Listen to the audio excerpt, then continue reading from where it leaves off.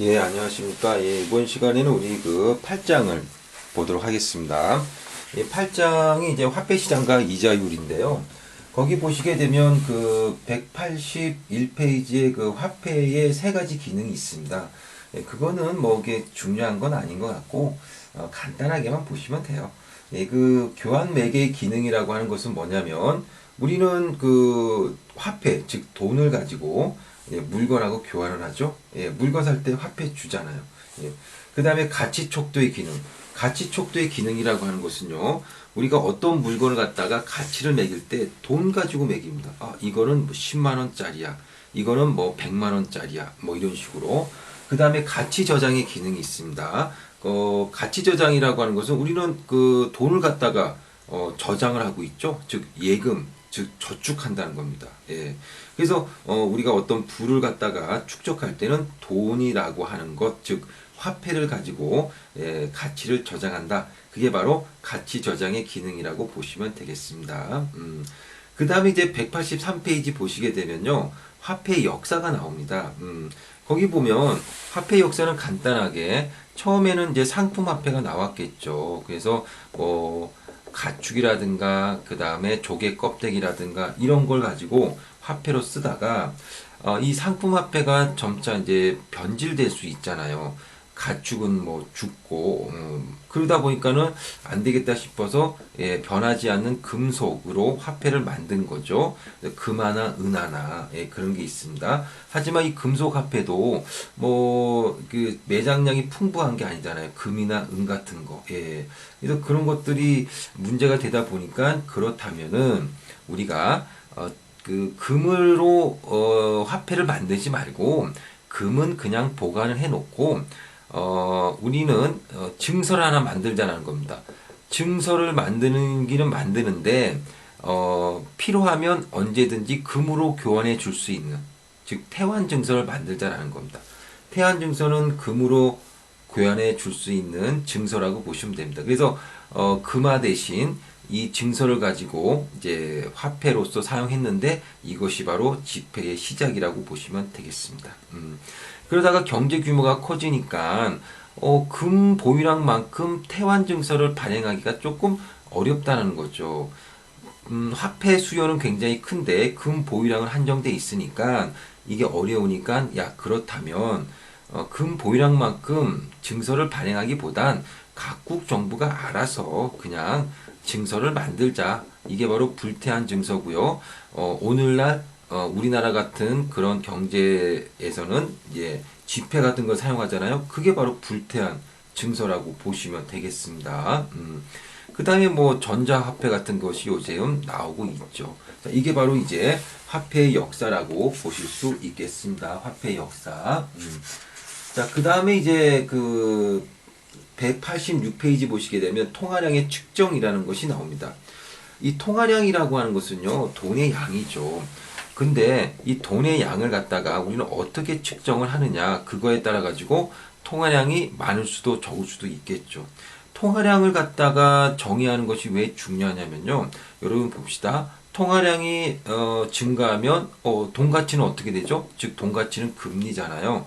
금리는 떨어집니다.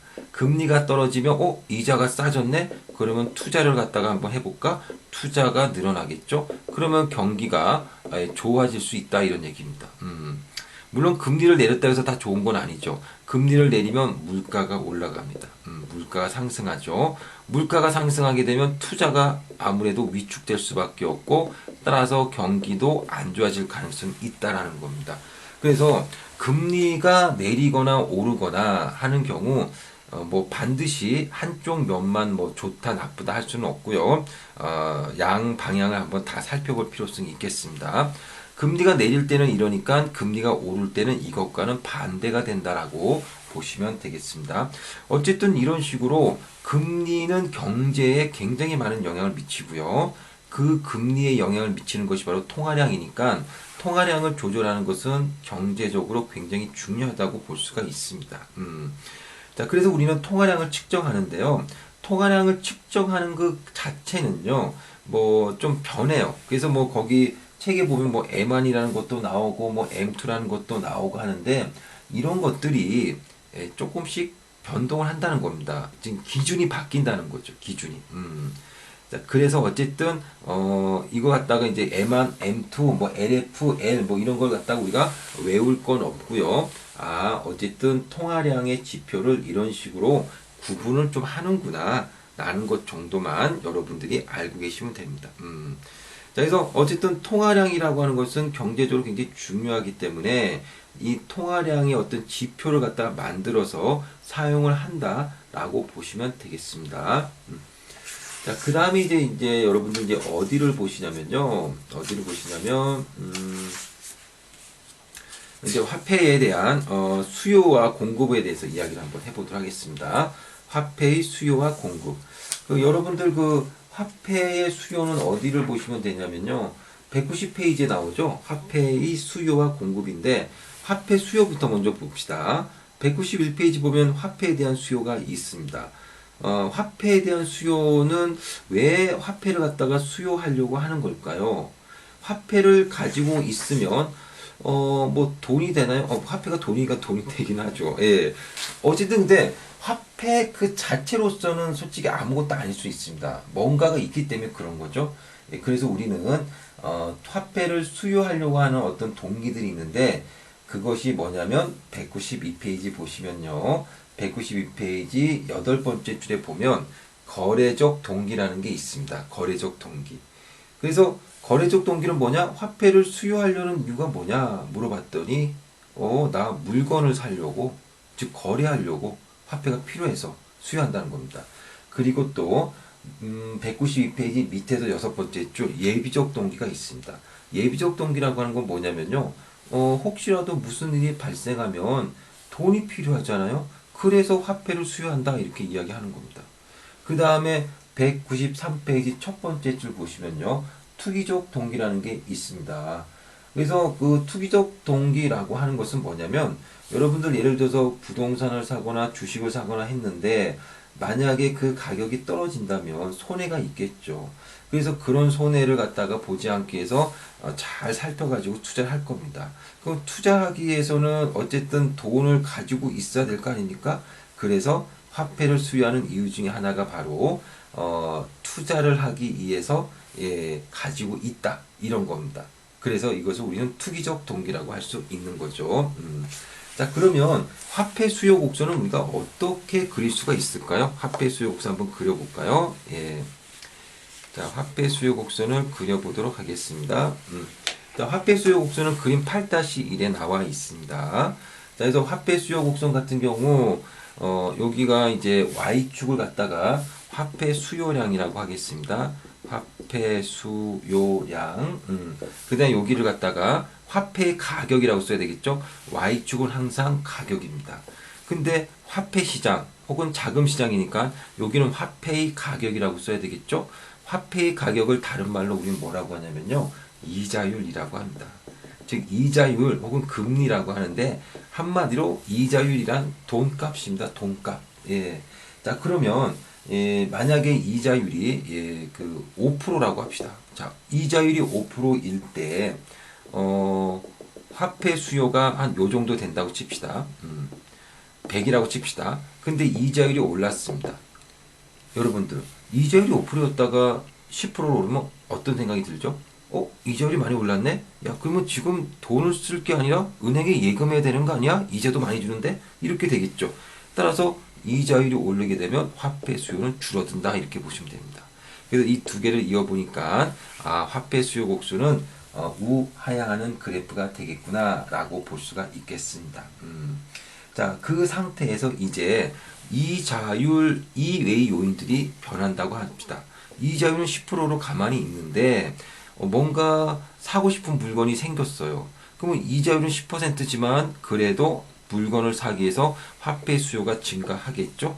예, 그러면 이런 식으로 될 수가 있다라는 겁니다. 그래서 이자율이 움직이지 않는다 하더라도 뭔가 이자율 이외의 요인들이 발생한다면 화폐 수요 곡선은 이동할 수 있다라고 보시면 되겠습니다.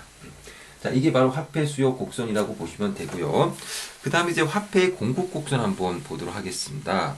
화폐의 공급 곡선. 화폐의 공급 곡선은 여러분들 그 화폐 공급은 누가 하죠? 예. 뭐 한국은행이 하죠. 근데 한국은행은 결국은 정부잖아요. 그러니까 정부가 하는 거죠. 자, 그러면 화폐 공급 곡선은 어떻게 우리가 그릴 수 있을까요? 여러분들 195페이지 밑에서 다섯 번째 줄 한번 보세요. 거기 뭐라고 써져 있냐면요. 화폐 공급 곡선이 수직선의 모양을 갖는 것은 화폐 공급량이 이자율과 관계없이 정부 정책에 의해 결정된다는 가정을 반영하고 있다는 겁니다. 즉, 화폐 공급 곡선은요, 수직의 모양을 띱니다. 그러니까 화폐 공급 곡선이 왜 수직이냐? 그거는 정부 정책에 의해서 영향을 받기 때문에 그렇다는 거죠. 그래서 화폐 공급은 예를 들어 100 정도가 공급이 돼 있는 상태에서 정부가 잠깐 보자, 경기가 안 좋네, 공급을 하긴 해야 되겠고 언제 할까? 그래, 지금 하자 해서 그때 딱 공급하는 겁니다. 예. 그러니까 일정 시점에서 공급하겠다는 딱 하는 거기 때문에 이게 수직의 형태가 된다라고 보실 수가 있는 거죠. 여기서 이것이 바로 화폐의 공급 곡선이라고 보시면 되고, 화폐 수요 곡선은 이렇게 우하향하는 그래프가 되겠죠. 그러면 바로 화폐 공급과 수요가 만나는 점이 바로 균형 이자율이 되는 겁니다. 균형 이자율이. 그런데 만약에 정부가 화폐 공급을 늘렸어요. 화폐 공급 늘리면 화폐 공급 곡선이 오른쪽으로 가겠죠. 그럼 오른쪽으로 가게 되면 새로운 균형점은 어떻게 되겠습니까? 예, 떨어집니다. 이자율이. 그렇구나.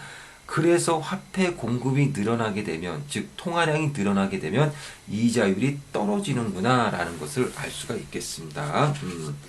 자, 이게 이제 화폐 공급 곡선의 수직의 형태를 띠고 있다라는 것을 갖다가 이야기를 하고 있고요.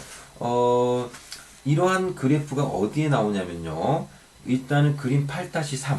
그림 8-3은 수요 곡선과 공급 곡선을 나타내는 그러한 그래프이고요. 이 상태에서 만약에 공급을 늘렸다? 여러분들 199페이지를 한번 보세요. 199페이지를 보시게 되면 정부가 이제 화폐 공급을 늘리니까 공급 곡선이 왼쪽에 있던 것이 오른쪽으로 움직였잖아요. 그래서 이자율이 떨어지는 그런 그림을 볼 수가 있죠. 199페이지 그림 8-4. 그래서 그 그림이 바로 방금 제가 그린 그림이고요. 그래서 공급량이 늘어나면 이자율이 떨어지는구나 라는 것을 우리가 알 수가 있겠습니다. 예. 자, 이렇게 해서 우리가 8장에 대한 이야기를 같이 한번 해봤습니다. 예, 여러분 수고하셨습니다.